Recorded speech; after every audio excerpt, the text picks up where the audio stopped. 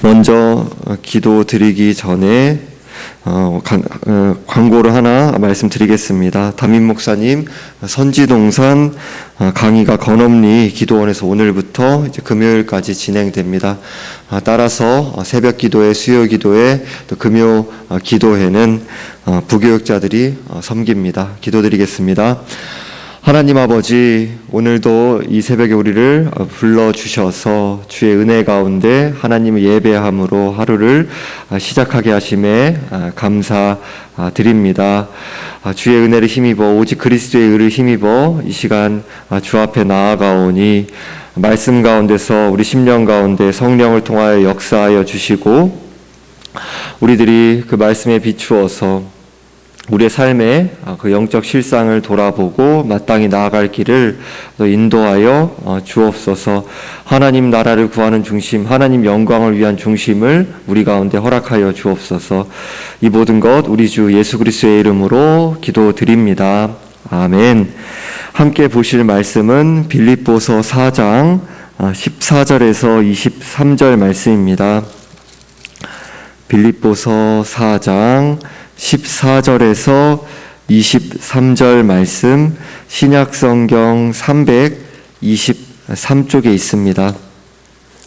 빌립보서 4장 14절에서 23절 말씀입니다. 함께 합독하겠습니다. 그러나 너희가 내 괴로움에 함께 참여하였으니 잘하였도다. 빌립보 사람들아, 너희도 알거니와 복음의 시초에 내가 마게도냐를 떠날 때에 주고받는 내 일에 참여한 교회가 너희 외에 아무도 없었느니라. 데살로니가에 있을 때에도 너희가 한 번뿐 아니라 2번이나 나의 쓸 것을 보내었도다. 내가 선물을 구함이 아니오 오직 너희에게 유익하도록 풍성한 열매를 구함이라. 내게는 모든 것이 있고 또 풍부한지라. 에바브로디도 편에 너희가 준 것을 받음으로 내가 풍족하니 이는 받으실 만한 향기로운 제물이요 하나님을 기쁘시게 한 것이라. 나의 하나님이 그리스도 예수 안에서 영광 가운데 그 풍성한 대로 너희 모든 쓸 것을 채우시리라. 하나님 곧 우리 아버지께 세세 무궁하도록 영광을 돌릴지어다. 아멘. 그리스도 예수 안에 있는 성도에게 각각 문안하라. 나와 함께 있는 형제들이 너희에게 문안하고 모든 성도들이 너희에게 문안하되 특히 가이사의 집 사람들 중 몇이니라. 주 예수 그리스도의 은혜가 너희 심령에 있을지어다. 아멘. 지난 시간에 살펴봤던 말씀에서 바울은 빌립보 성도들의 도움에 감사하며 나는 자족하기를 배웠다라고 합니다. 비천과 풍부와 같은 어떠한 형편에든지 처할 줄 아는 일체의 비결을 배웠다라고 합니다. 이러한 문맥에서 우리들이 흔히 오해하듯이 내게 능력 주시는 자 안에서 내가 모든 것을 할 수 있다라는 말씀의 의미는 적극적인 사고방식이나 하나님께 은혜를 구하면 내가 어떤 일이든지 다 할 수 있다라는 그런 의미가 아니라 어떤 형편에서든지 내게 능력 주시는 분 안에서 견뎌나가고 적응하고 어떠한 형편에든지 대처해 나가고 자족하는 사람으로 살아갈 수 있게 되었다. 비천에 하나님께 날 두시든지 풍부에 두시든지 심지어 이 감옥에 갇혀서 이 서신을 쓰고 있는 사도의 상황과 같이 이런 어려운 상황에서도 견뎌나가고 대처해 나가고 오직 주님을 의지함으로 말미암아 감당해 나가는 그런 사람으로 빚어 오셨다. 또 빚어가는 길에 성도들이 모두 다 부름 받았다라는 것입니다. 이러한 맥락에서 오늘 말씀이 이어집니다. 14절에서 그러나 너희가 내 괴로움에 함께 참여하였으니 잘하였도다 라고 합니다. 여기에서 괴로움이란 말은 환난 또는 짓누름 이런 말을 의미합니다. 빌립보 성도들이 바울이 당하고 있는 환난을 못 본 채 하지 않고 동참하였다라는 것입니다. 구체적으로는 바울을 위해 기도할 뿐만 아니라 에바브로디도를 보내 위로하고 필요한 물품을 함께 보낸 것을 이제 가리킵니다. 15절과 16절에서 빌립보 사람들아 너희도 알거니와 복음의 시초에 내가 마게도냐를 떠날 때에 주고받는 내일에 참여한 교회가 너희 외에 아무도 없었느니라. 데살로니가에 있을 때에도 너희가 한 번뿐 아니라 두 번이나 나의 쓸 것을 보내었도다 라고 합니다. 복음의 시초란 바울이 빌립보에서 복음을 전파한 후에 마게도냐와 아가야에서의 복음 전파 사역을 감당하기 시작하던 그 초기를 가리킵니다. 빌립보 교회는 이러한 바울의 선교 사역에 필요한 재정 지원에 동참하였지만 다른 교회에서는 도와준 교회가 없었다라고 본문이 말씀하고 있죠. 고린도후서 8장 1절에서 2절 말씀에서는 형제들아 하나님께서 마게도냐 교회들에게 주신 은혜를 우리가 너희에게 알리노니 환난의 많은 시련 가운데서 그들의 넘치는 기쁨과 극심한 가난이 그들의 풍성한 연보를 넘치도록 하게 하였느니라 라고 합니다. 여기에서 마게도냐 교회는 이제 빌립보 교회가 이 중에 포함되어 있는 거예요. 그런데 이들이 상황이 좋아서 남는 것으로 연보를 한 것이 아니라 환난의 많은 시련과 극심한 가난 가운데에서 넘치는 기쁨으로 풍성한 연보를 넘치도록 했다라고 합니다. 그리고 또 고린도서 8장 3절 바로 다음 절에서는 내가 증언하노니 그들이 힘대로 할 뿐 아니라 힘에 지나도록 자원하여 라고 합니다. 그러니까 이제 이들이 힘대로 할 뿐만 아니라 극심한 가난과 환난의 상황인데 그냥 적당히 정도가 아니라 힘에 지나도록 자원했다라는 것입니다. 성경에서 말씀하는 연보라는 단어는 헌금의 의미를 포함해 가난한 자들을 돕는다. 그 구제의 의미까지도 포함하는 거죠. 하나님이 허락하신 재정을 잘 관리하고 저금할 뿐만 아니라 가난하고 어렵고 도움이 필요한 이웃에게 흘려보내는 것은 성경이 거듭 반복해서 말하는 내용이란 사실을 우리는 너무나 잘 알고 있습니다. 성경을 쭉 읽어 나가다 보면은 어려운 이웃을 도와야 된다, 가난한 이들을 섬겨야 된다, 흘려보내야 된다 이런 말씀 정말 많이 우리들이 신구약에서 접하게 되죠. 그러나 실제로 우리의 호주머니를 열어야 하는 일이기 때문에 우리는 이런저런 합리화를 할 때가 많이 있습니다. 분명한 것은 돈이 적을 때도 돈을 흘려보내는 것을 훈련하지 않으면 돈이 넉넉히 있을 때도 돈을 흘려보내는 것이 자동적으로 이루어지지 않는다. 오히려 내가 이제 더 많이 이제 우리들이 수입이 생겨서 또 많은 것을 이제 저금해서 생기면 그때 가서 어려운 사람들 돕고 흘려보내고 해야지라고 생각하고 이렇게 넘어가는 경우들이 많이 있는데 물론 여러 가지 자신의 형편을 살피고 또 합리적으로 자금을 운용하고 또 그러면서 여러 가지 형편에 따라서 또 각자가 하나님 앞에서 그 선한 양심 가운데 행해 나가야 되는 것이지만 또 자원함으로 행해 나가야 되는 것이지만요. 그렇지만 우리들이 수입이 적을 때, 돈이 적을 때도 흘려보내는 것들을 훈련해 나가지 않으면은 우리들이 나중에 어떤 형편이 더 넉넉해지고 어떻게 그러한 상황이 된다 한다 하더라도 그런 부분이 자동적으로 이루어져 나가는가? 그렇지는 않은 것입니다. 재물을 얻는 과정에는 사람의 노력과 수고와 재능이 들어가죠. 그래서 사람들은 자신이 돈을 버는 것처럼 생각하기 쉽습니다. 그러나 본래 재물을 포함한 모든 것이 하나님의 소유이며 우리는 그저 청지기일 뿐이다라는 사실을 기억해야 합니다. 따라서 재물에 자꾸 우리들이 초점을 맞춰 나가다 보면 재물을 가지고 우리들이 그 재물 자체를 마치 하나님처럼 신뢰하게 됩니다. 또 그리고 그 재물을 열심히 땀 흘려 수고하고 또 그런 것들을 이제 얻은 결국엔 나를 의지하는 거죠. 내가 재능이 훌륭하거나 남들보다 탁월해서 내가 무슨 공로나 자격이 있어서 재물을 모은 것처럼 자신을 신뢰하기 시작하는 거죠. 마음의 교만함이 은근슬쩍 슬금슬금 자리 잡게 되는 것입니다. 마음이 교만해지면 다른 사람들에게 무정하게 대하게 되죠. 자기 의가 생겨나가게 되고 스스로 교만해지면 이웃을 대할 때 직간접적으로 남을 무시하는 삶을 살아가게 됩니다. 마태복음 6장 24절에서는 너희가 하나님과 재물을 겸하여 섬기지 못하느니라 라고 합니다. 성경은 재물 자체를 정죄하지 않죠. 재물 자체를 가지고 있는 것 자체가 나쁜 것이다 이렇게 이야기하지 않습니다. 그럼에도 돈에 대한 주의와 엄중한 경고가 성경에 거듭거듭 자주 나오죠. 그런 이유는 사람들의 영혼 속에 있는 중요한 그 마음의 경향성 때문입니다. 우리의 마음이 그만큼 재물에 취약하기 때문이에요. 사람들이 재물을 자신에게만 쌓아두려고 하고 또 베풀고 나누지 않으려고 하는 그러한 이유는 하나님 없이도 내가 나의 삶을 안전하게 보장받고 싶기 때문입니다. 그래서 예수님께서 하나님과 재물을 겸하여 섬길 수 없다라고 우리의 마음에 그런 유혹을 아시기 때문에 그렇게 경고하신 거죠. 우리의 삶이 하나님의 주권에 달려 있는데도 하나님의 주권 밖에서도 우리의 삶이 얼마든지 작동하기를 원하는 우리 마음의 교만함을 예수님께서는 꿰뚫어 보셨기 때문인 거예요. 그 교만함이 재물을 하나님 대신 의지하는 그 모습으로 나타나는 거죠.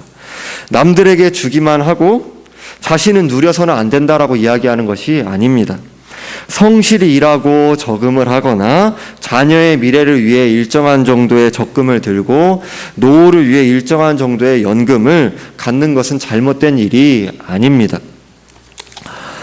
본문 17절에서 내가 선물을 구함이 아니요 오직 너희에게 유익하도록 풍성한 열매를 구함이라 라고 말씀합니다.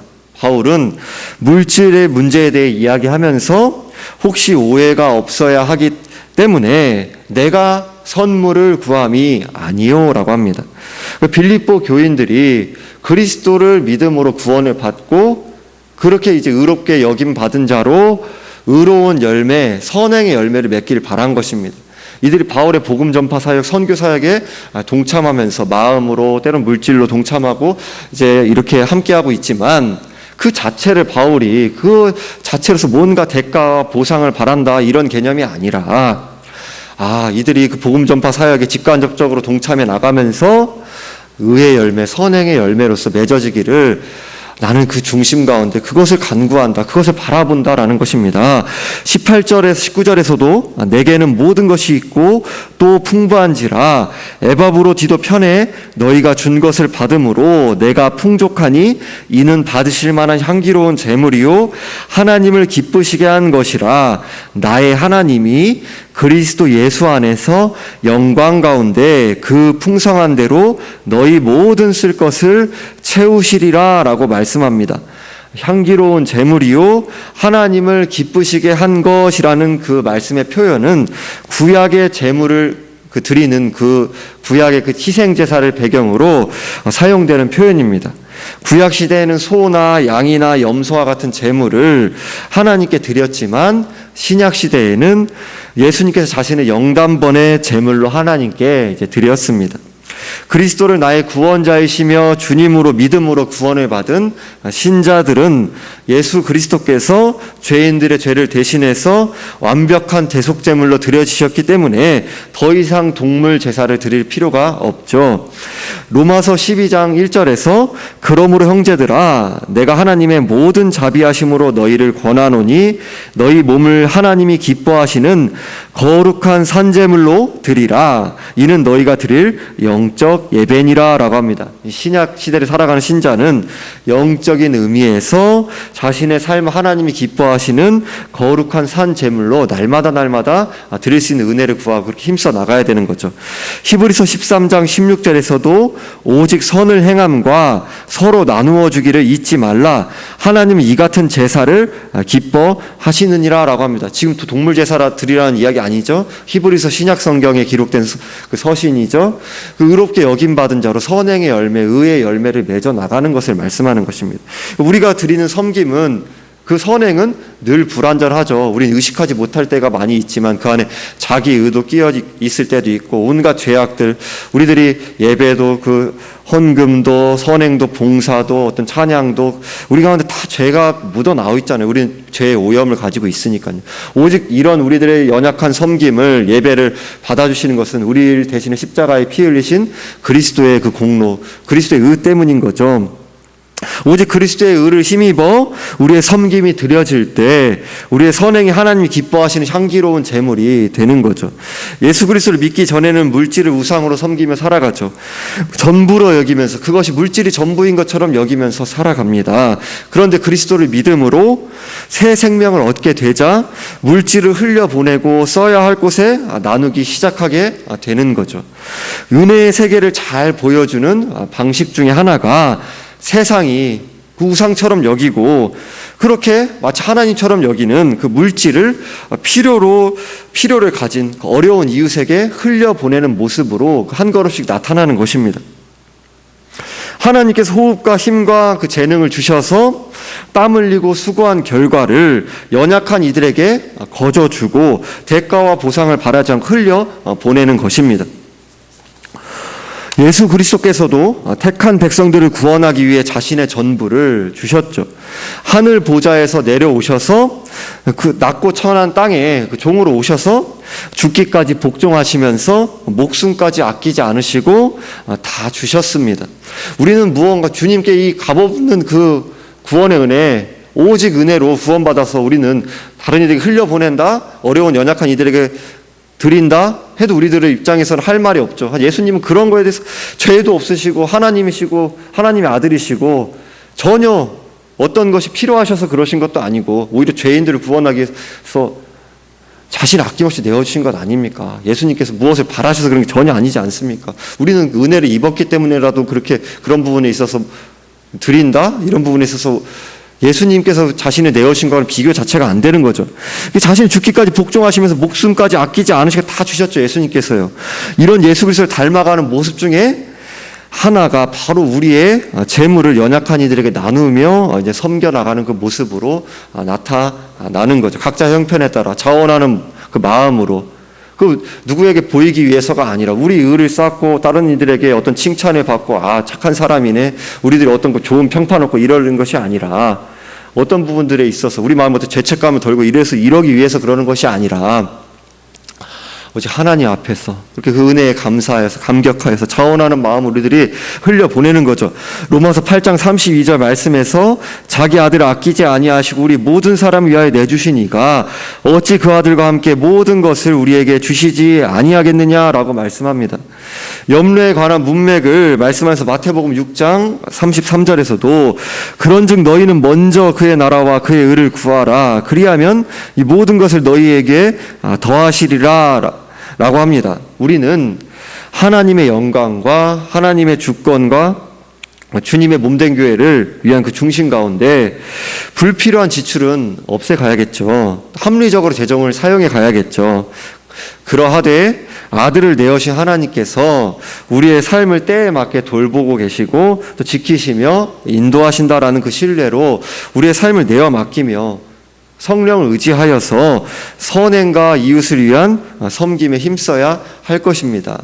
주님께 그 기뻐하신 뜻 가운데 우리들이 하나님께 허락하신 것들 청지기로서 대가와 보상을 바라지 않고 흘리고 작은 섬김으로 그 어떤가로 우리들이 누군가한테 흘려보낸다, 어떤 것들 누군가를 섬긴다, 뭐 꼭 물질만이 아니라 시간이든 마음이든 어떤 그 무엇이든 간에 우리들이 들여서 성도를 섬기기도 하고 어떤 불신자분들, 가난한 분들, 연약한 분들을 섬기기도 한다고 해서 우리들이 섬긴다고 해봤자 그것이 하나님 앞에서 봤을 때 얼마나 그것이 부족하고 우리들이 얼마나 시간을 내어주겠으며 얼마나 마음을 내어주겠으며 얼마나 물질을 그나마 섬긴다 하고 하겠습니까? 너무나도 미미하죠.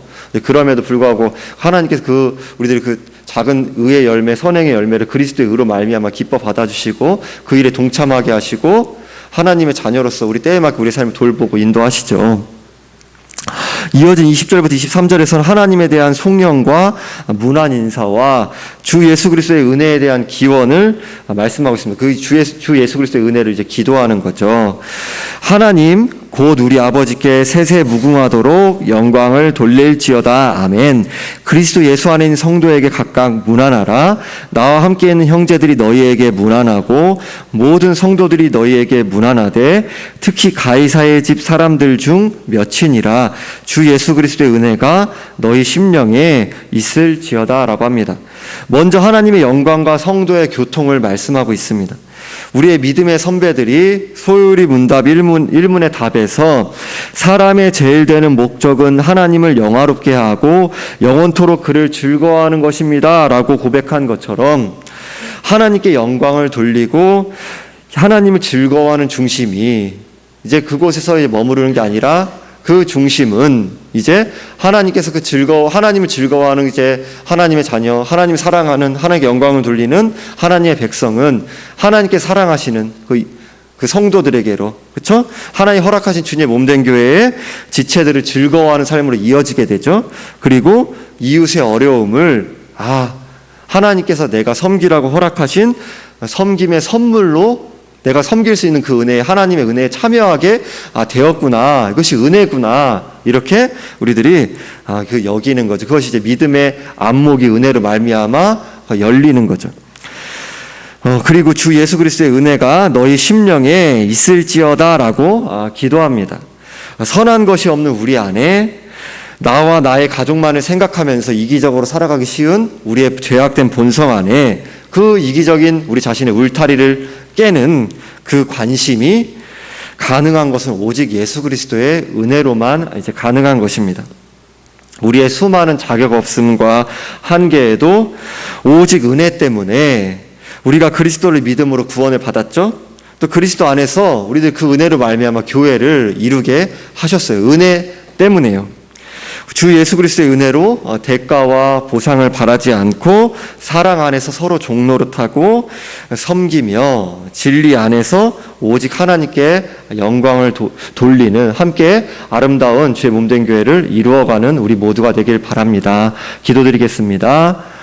하나님 아버지, 주의 은혜 가운데 하나님께서 우리에게 호흡도 주시고 생명도 주시고 우리에게 필요한 것들도 공급해 주시고 때에 맞게 보호하고 지켜주시고 이 모든 것과 비교할 수도 없는 아들을 내어주심으로 구원과 죄사함의 은혜, 하나님 나라에 참여하게 된 은혜를 누리게 하심에 감사드립니다.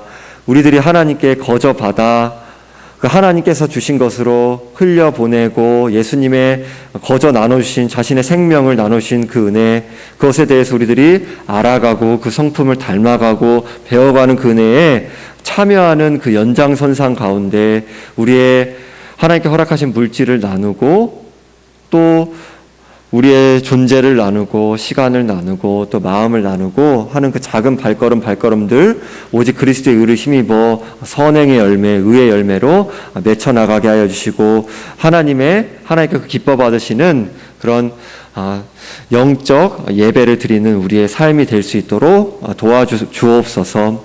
하나님 아버지, 오늘 하루도 가정에서, 직장에서, 또 인간관계에서, 삶의 자리 가운데서 하나님이 허락하신 우연이 아닌 그런 삶의 자리들을 살아갑니다. 살아나갈 때 우리들이 주님께 거저받은 은혜와 사랑을 흘려보내고 세상 사람들은 이해할 수 없지만 또 때때로 세상 사람들은 불편해할 수 있겠지만 오직 주님의 영광을 위하고 주님의 나라를 구하는 중심이 주님을 사랑함으로 오직 주님을 의지함으로 겸손히 주님만을 의뢰함으로 말씀 한 절이라도 굳게 붙잡고 살아내는 그 중심, 살고자 하는 그 열망으로 살아갈 수 있도록 도와주옵소서.